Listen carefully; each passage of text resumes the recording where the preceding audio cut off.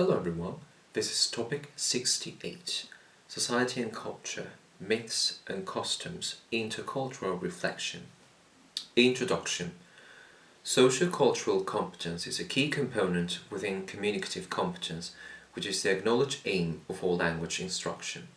Socio-cultural competence is that aspect of communicative ability which involves those specific features of a society and its culture which are manifest in the communicative behaviour of the members of this society. The Common European Framework of Reference for Languages, the companion volume, and the official curriculum for official language schools make explicit reference to this. It can't be forgotten that language is culture-specific and has to be learnt and taught accordingly. Every language is deep-rooted in their culture, and culture realizes their potential through language. At the same time, language use is dependent on the context, since when users interact linguistically, they do so in a precise situation which influences language forms. Therefore, it is not enough for students to know the grammar or the system of the language. Considerations having to do with the pragmatic, social and cultural roots of language are of paramount importance. All these issues may be summarized in the concept of appropriateness, which requires an understanding of the topic, the situation, the culture, the participants, the style, and the purpose of communication. In every single communicative act, we should not only look for what is grammatically correct, but what is appropriate. These considerations are at the very heart of the definition of communicative competence. Before going any further, it is worth noting that cultural aspects have been largely neglected in the language classroom. However, the communicative approach emphasizes the introduction of cultural elements in the foreign language curriculum.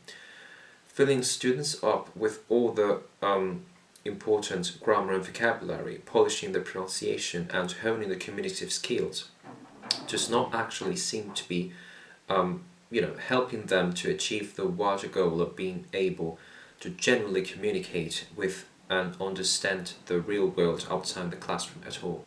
Conventions and customs in the present Anglo-Saxon world.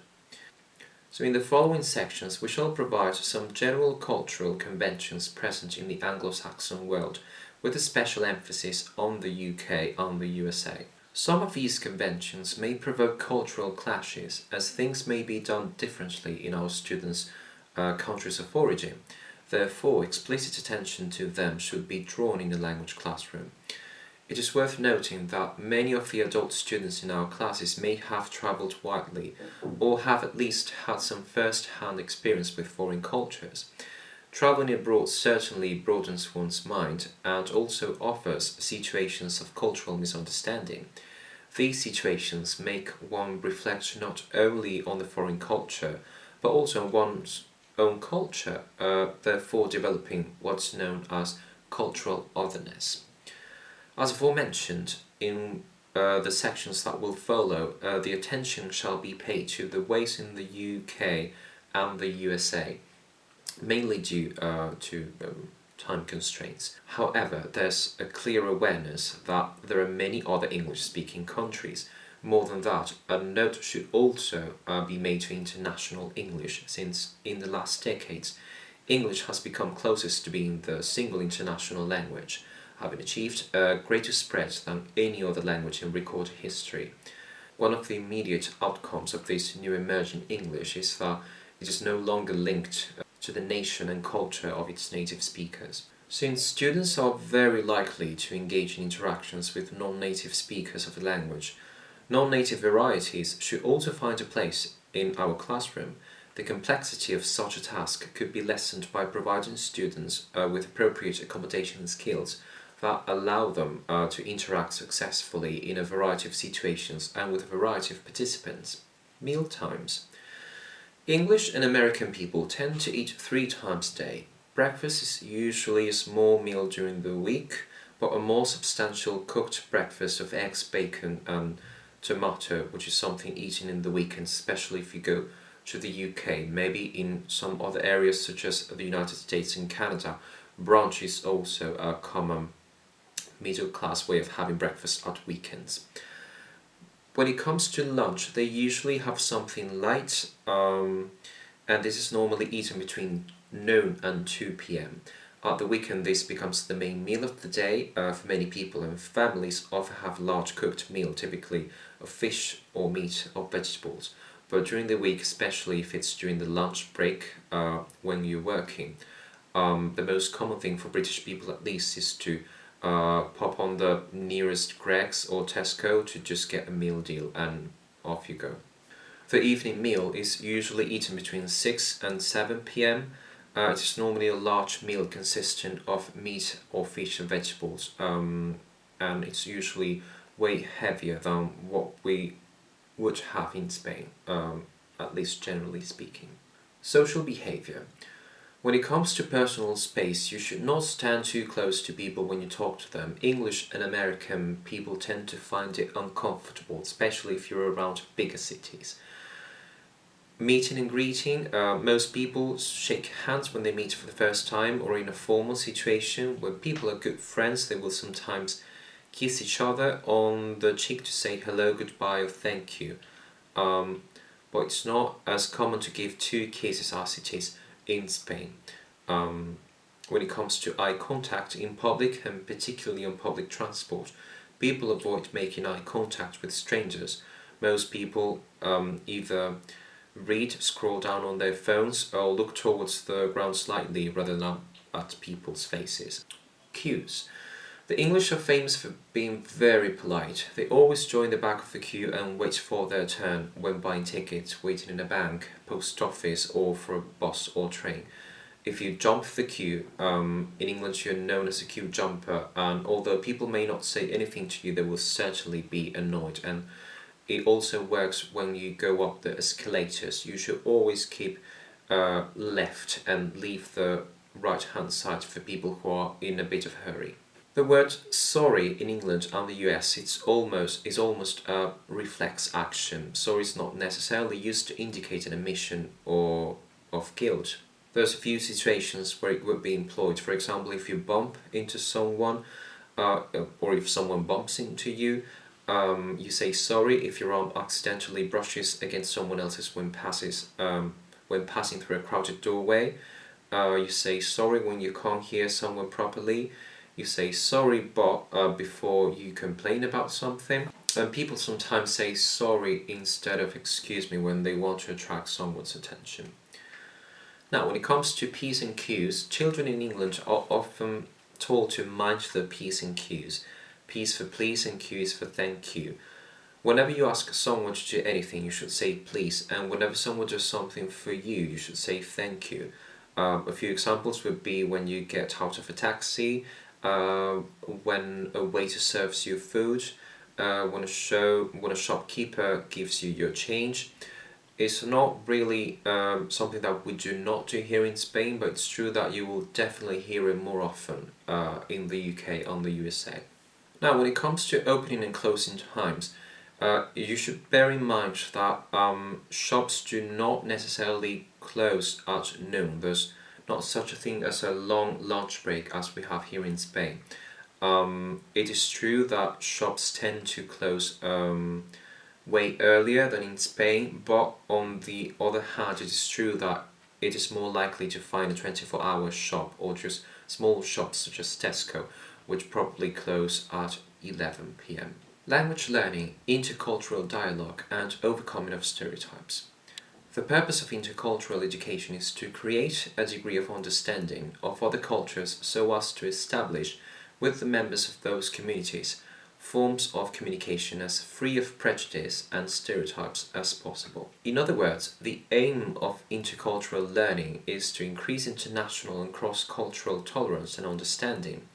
Every person has a feeling of belonging to a social group. In this respect, language and culture play a very important role in creating such group cohesion. When encountered with a second culture, we often develop national stereotypes, which lead to cultural barriers, misunderstandings, and communicative breakdowns.